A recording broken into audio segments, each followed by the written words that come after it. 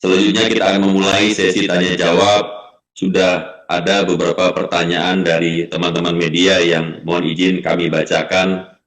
Pertama, terkait dengan arah kebijakan Bank Indonesia. Ini disampaikan oleh Agus Kompas, kemudian juga Grace Bloomberg, dan juga Gea Reuters. Pertanyaannya adalah, setelah menaikkan BI rate, bagaimana arah kebijakan Bank Indonesia ke depan? Kemudian nomor dua, bagaimana langkah lanjutan kebijakan moneter jika pelemahan nilai tukar ini masih berlanjut? Selanjutnya yang terkait inflasi dari Magdalena RRI. Pertama, bagaimana dampak pelemahan rupiah pada imported inflation, terutama untuk bahan baku industri dan bahan pangan yang masih impor.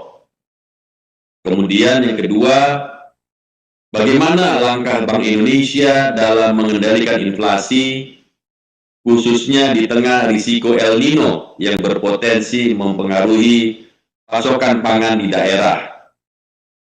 Selanjutnya terkait dengan pembatasan falas dari Arijal CNBC, bagaimana dampak kebijakan penurunan threshold falas tanpa underlying menjadi 50.000 dan nanti menjadi 25.000? Kemudian mengenai kredit, ada pertanyaan dari Selvi Kontan, bagaimana proyeksi kinerja perbankan sepanjang tahun 2026 setelah BI rate naik? Dalam kondisi suku bunga tinggi, sektor apa yang menurut Bank Indonesia masih memiliki potensi kuat mendorong pertumbuhan kredit hingga akhir tahun?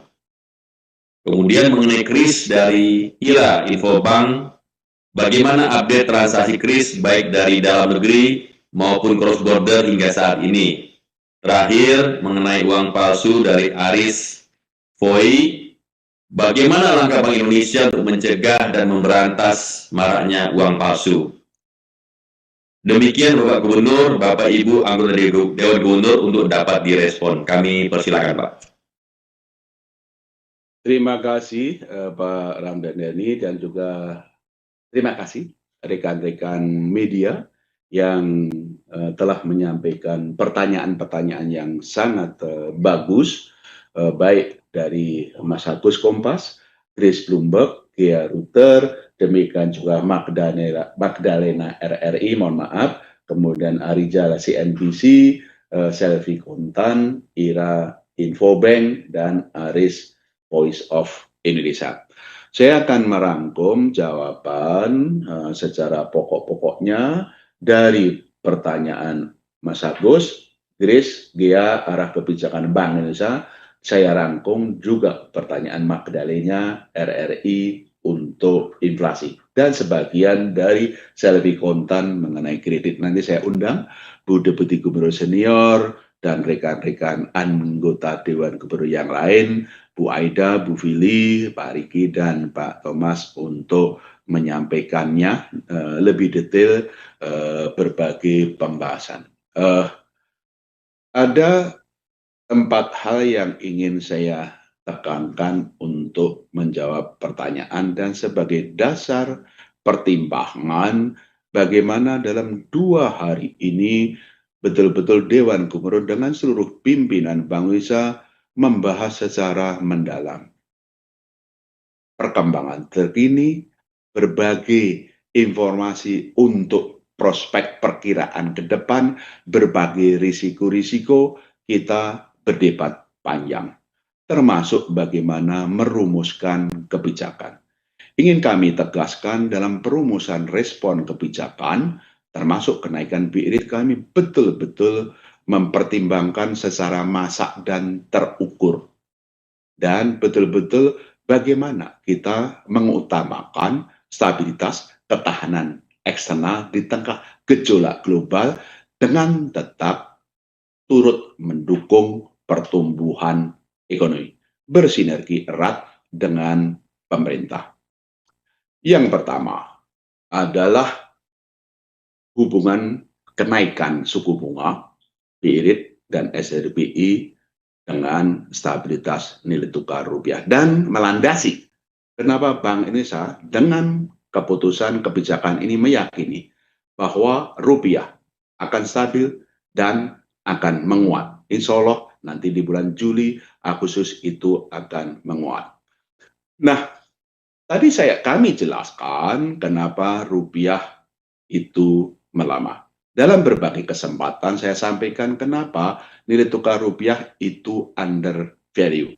Mestinya itu rupiah itu akan menguat dengan defisit transaksi berjalan yang rendah, pertumbuhan ekonomi yang tinggi, inflasi yang rendah, dan berbagai indikator-indikator fundamental ekonomi kita. Saya sering mengatakan ada dua faktor utama yang memberikan tekanan pada pelemahan rupiah. Satu adalah gejolak global yang betul-betul sulit diprediksi.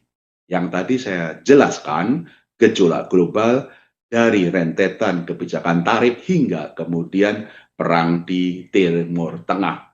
Dengan harga minyak yang tinggi, pertumbuhan yang global yang menurun, inflasi global yang naik, arah suku bunga moneter di berbagai negara yang cenderung ketat termasuk Fed Fund Rate, suku bunga yield US Treasury yang meningkat tinggi, dan dolar yang menguat.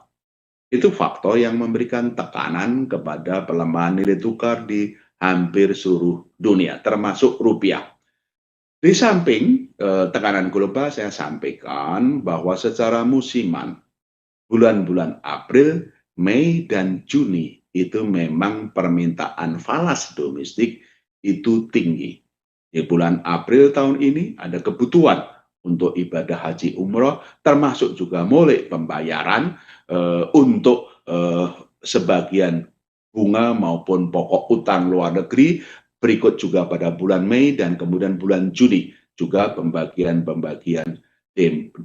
dividen.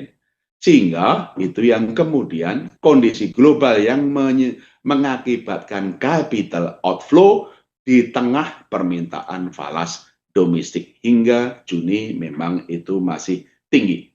Dan karenanya kenapa Bank Indonesia telah memberikan berbagai instrumen untuk menjaga stabilitas nilai tukar rupiah.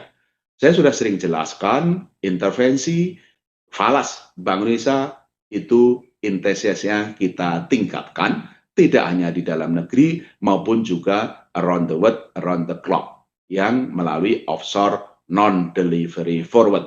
Memang itu menurunkan cadangan devisa yang kami kumpulkan pada saat-saat inflow yang besar dan dengan tetap menjaga kecukupan cadangan devisa. Sehingga tentu saja kami intervensi dalam jumlah besar dan menurunkan cadangan devisa. Kami juga telah menaikkan suku bunga SRBI yang tadi kami sampaikan dalam 2 bulan terakhir kami naikkan suku bunga SRBI dan karena itu berhasil mendorong portfolio inflow yang di triwulan 1 terjadi outflow yang besar dan kemudian kita balikkan menjadi inflow dan mendukung stabilisasi nilai tukar rupiah. Itu sehingga kami meyakini dengan penguatan BI rate ini akan memperkuat, kata-kata memperkuat sebagai langkah lanjutan untuk memperkuat stabilisasi nilai tukar rupiah dengan terus melakukan intervensi dengan kenaikan BI rate juga dengan perubahan struktur suku bunga SRBI. Kami meyakini inflow akan tetap besar ke dalam negeri dan tentu saja akan mencukupi kebutuhan permintaan falas di bulan Juni yang masih cukup besar, tapi dengan berkurangnya permintaan falas dalam negeri di bulan Juni, kenapa kami meyakini ini akan stabil di bulan Juni dan akan cenderung menguat pada bulan Juli dan Agustus. Kalau kita melihat histori, itu memang rupiah itu mendapat tekanan April, Mei, Juni, tapi akan menguat di bulan Juli dan Agustus. Jadi untuk pertanyaan tadi Mas Agus Kompas, Chris Bloomberg, Gea Router ini kami meyakini rupiah akan stabil dan cenderung menguat ke depan. Yang kedua, itu poin yang pertama. Poin yang kedua adalah tentu saja dampak gejolak global terhadap kenaikan harga-harga di dalam negeri. Dari bulan per bulan kami memantau bagaimana kenaikan harga minyak, harga komoditas dunia terhadap harga-harga di dalam negeri, termasuk harga-harga impor tadi yang ditanyakan oleh kawan-kawan, baik dari Magdalena RRI maupun yang lain. Kenaikan harga minyak dunia dan harga komoditas dunia lainnya, gimana pun juga akan berpengaruh terhadap harga-harga di dalam negeri karena Indonesia membutuhkan berbagai barang luar negeri, bahan import, baik bahan baku maupun material. Dan itu akan menaikkan harga-harga import di dalam negeri, imported inflation. Demikian juga harga energi non-subsidi juga akan berpengaruh kepada inflasi. Oleh karena itu, nomor dua, kenapa tadi kami sampaikan kenaikan BI rate ini tidak hanya memperkuat stabilisasi nilai tukar rupiah, tapi untuk menjaga inflasi 2026, 2027 akan terkendali dari dalam kisaran sasaran 2,5 plus minus 1% yang ditetapkan pemerintah. Kami membuat berbagai skenario dan yang realistis dan kami meyakini dengan kenaikan BI rate 50 basis point itu mampu membawa perkiraan inflasi ke depan, khususnya inflasi inti akan berada ke dalam sasaran 2,5 plus minus 1%. Tentu saja kami terus akan memperkuat sinergi dengan pemerintah untuk mengendalikan inflasi. Tadi ada pertanyaan, bagaimana mengendalikan inflasi? Tidak hanya administer prices, tapi juga inflasi dari harga pangan, volatile food, termasuk juga El Nino. Kami koordinasi dengan erat dengan pemerintah, Menteri Pertanian, maupun juga Menteri Perdagangan dan kementerian lembaga lain, Pak Menko Perekonomian, bagaimana memastikan dalam tim pengendalian inflasi pusat dan daerah, termasuk juga Menteri Dalam Negeri, melalui 46 kantor-kantor Bank Indonesia di seluruh Indonesia, bagaimana memastikan harga-harga pangan, volatile food, maupun juga dampak rambatan dari global itu tetap terkendali. Itulah nomor dua, kenapa kenaikan BI rate 50 basis point ini kami meyakini mampu membawa perkiraan inflasi 2026, 2027 akan tetap berada dalam sasaran 2,5 plus minus 1% yang ditetapkan pemerintah. Nomor tiga, dalam mengukur takaran berapa BI rate naik, tentu saja kami mempertimbangkan pertumbuhan.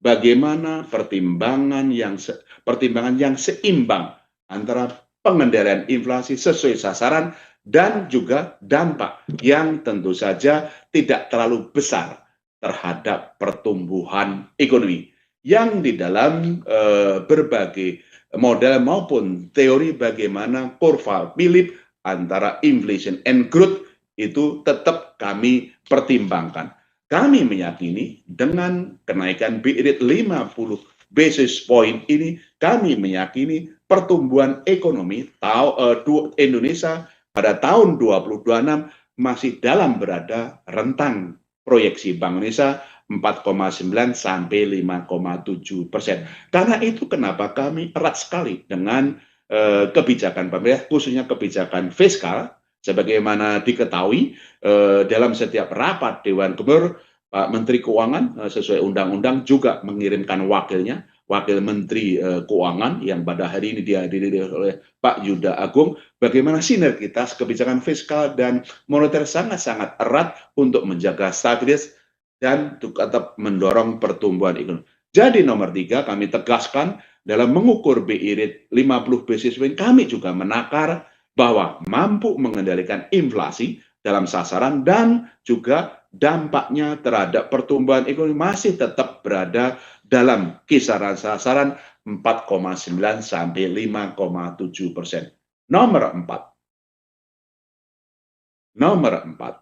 Nomor 1, kami meyakini dengan BI rate 50 basis point dan instrumen moneter yang lain, rupiah akan stabil dan cenderung menguat. Yang kedua, kami meyakini bahwa inflasi 2026-2027 akan tetap berada dalam sasaran. Nomor 3, kami meyakini dengan berbagai kebijakan ini pertumbuhan ekonomi 2026 itu berada 49, sampai dengan 5,7%. Nomor 4, bahwa dengan kebijakan ini kami akan memastikan bahwa likuiditas di pasar uang dan perbankan lebih dari cukup. Itulah langkah-langkah yang kami pastikan juga untuk turut mendorong pertumbuhan ekonomi, yaitu kami memastikan dari likuiditas moneter, ya, kami kenapa ini membeli SBN dari pasar sekunder agar memastikan likuiditas di pasar uang dan perbankan lebih dari cukup bagi bank untuk menyalurkan kredit dan meminimalkan dampaknya terhadap kenaikan suku bunga baik deposito maupun di kredit. Oleh karena itu, kenapa kami meminta bank-bank juga meningkatkan efisiensi supaya jangan menaikkan suku bunga kredit.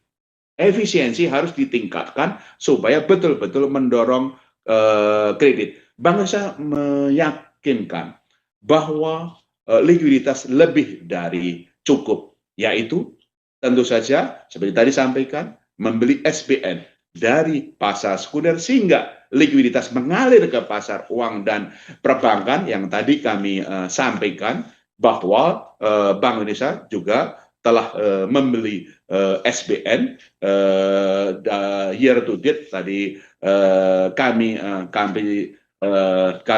sampaikan dalam jumlah 140,57 triliun rupiah hingga 19 Mei dan tahun lalu adalah 330 triliun rupiah itu likuiditas. Uang primer, uang beredar juga kami jaga tinggi, double digit, M0 14,1. Jadi nomor 4 ini adalah untuk memastikan likuiditas itu di perbankan dan pasar uang lebih dari cukup. Jadi 4 itu yang dapat kami tekankan bahwa dengan berbagai kebijakan-kebijakan yang kita lakukan, kami meyakini rupiah akan stabil dan cenderung menguat, inflasi terkendali dalam sasaran 2,5 plus minus 1%, pertumbuhan 4,9 sampai 5,7%, kredit masih tumbuh 8 sampai dengan 12%. Ini yang kami terus lakukan. Sebelum saya sampaikan kepada Bu Destri, kawan-kawan dapat kami tambahkan kepada kawan-kawan bagaimana Bank Indonesia turut mendorong pertumbuhan ekonomi. Jangan diartikan bahwa kalau monetarnya pro stability, Bank Indonesia tidak mendorong pertumbuhan ekonomi. Enggak. Bank Indonesia tetap mendukung pertumbuhan ekonomi. Ya, ada tadi 4 juga ada 4 langkah. Bank Indonesia mendorong pertumbuhan ekonomi. Bahkan saya sampaikan 5. 1, yaitu menjaga kecukupan likuiditas. Yang tadi kami sampaikan, likuiditas di pasar uang perbankan lebih dari cukup. Alat likuid per DPK tinggi, lebih dari 25%, uang M0 lebih dari double digit, bahkan 14,1%, Bank Indonesia membeli SBN dari pasar sekunder, likuiditas dari cukup. Itu yang kami lakukan dari sisi moneter, menjaga kecukupan likuiditas. Itu adalah langkah pertama Bank Indonesia mendukung pertumbuhan ekonomi, likuiditas dari cukup, bank kemudian juga tentu saja bisa berperan di dalam pertumbuhan kredit untuk ekonomi.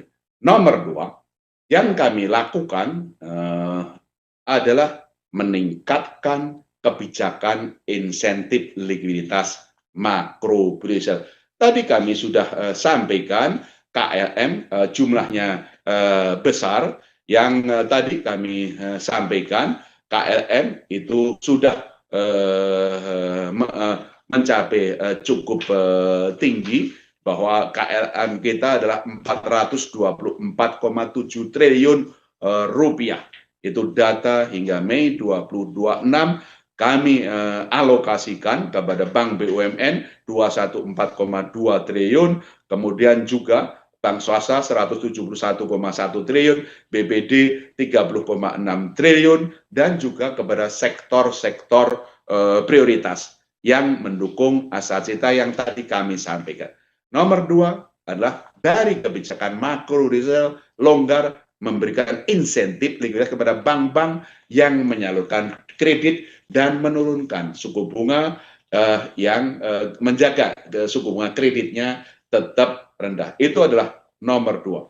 Hari ini kami juga tingkatkan bagaimana kebijakan makro Brazil adalah terus mendorong pertumbuhan kredit tadi. Ya. Nomor tiga, yaitu adalah pelonggaran yang kami lakukan dalam rasio intermediasi makro Brazil. Sebagaimana kita ketahui, bank-bank itu ada ketentuan rasio intermediasi makro Brazil antara 84 sampai 94%. Nah, kami mendorong pemenuhan 84 sampai 94% ini adalah memperluas cakupannya. Dari sisi liabilities atau funding, kami memperluas cakupannya tidak hanya dana pihak ketiga yang tradisional, ya, rekening giro, tabungan, deposito, tapi juga penerbitan sekuritas surat berharga baik konvensional maupun syariah. Dari sisi penyaluran dana, tidak hanya kredit, tapi juga pembelian bank-bank surat berharga konvensional dan syariah. Ini sehingga peluas cakupannya, sehingga daya dorong perbankan untuk mendorong pertumbuhan kredit itu diperluas dan karena pertumbuhan ekonomi. Bahkan bank-bank yang kemudian dapat memenuhi perluasan cakupan ini 84-94%, kami berikan tambahan insentif likuiditas yang tadi kami sebutkan. Itu adalah ya, nomor satu, likuiditas moneter lebih dari cukup. Dua adalah kebijakan insentif likuiditas. Tiga, perluasan dari rasio intermediasi perbankan. Keempat adalah koordinasi kita dengan pemerintah, OJK, KSSK, dunia usaha, dan perbankan yang tadi kami jelaskan adalah melalui program percepatan intermediasi nasional yang kita sebut PINISI. Kami bersinergi erat dengan pemerintah, perbankan, dunia usaha untuk mengatasi permasalahan baik dari sisi penawaran perbankan maupun permintaan dunia usaha. Untuk sektor-sektor tentu saja dari sektor ke sektor apa yang dilihat perbankan masalahnya, apa yang dilihat oleh dunia usaha, kami bersinergi untuk mengatasi itu dalam program PINISI yang terus ini bisa mendorong kredit. Itu yang keempat. Nomor 5 adalah dari digitalisasi sistem pembayaran yang kawan-kawan sudah banyak tahu. Perluasan KRIS. Tadi adalah KRIS untuk jelajah Nusantara, demikian juga kerjasama TRIS antar negara, dan juga program untuk percepatan pembentukan atau usaha digital wirausaha yang kita sebut Inclusive Digital Business Enterprise atau yang disebut PD, yang kawan-kawan telah mengikutinya, dan sekarang 800 tim kami didik yang terdiri antara 3 sampai 5 kami didik dari seluruh Indonesia, 800 tim yang mereka membawa proposal untuk bisnis digital yang kecil, baik di bidang jasa keuangan, UMKM, layanan umum. Mereka sedang kami latih untuk teknologi digitalnya maupun bagaimana membentuk bisnisnya. Dalam 2,5 bulan kami latih, kami berikan sertifikatnya, baru 2 bulan kemudian kami akan ajak mereka untuk sandboxing dan mengundang para pakar maupun para calon investor penggunanya, dan kemudian kita harapkan di akhir tahun setidaknya ada 80 bisnis digital yang sudah bisa berkembang, dan setiap tahun ini kami lakukan. Itu adalah 5 langkah Bank Indonesia mendorong pertumbuhan ekonomi. 1, likuiditas moneter lebih dari cukup.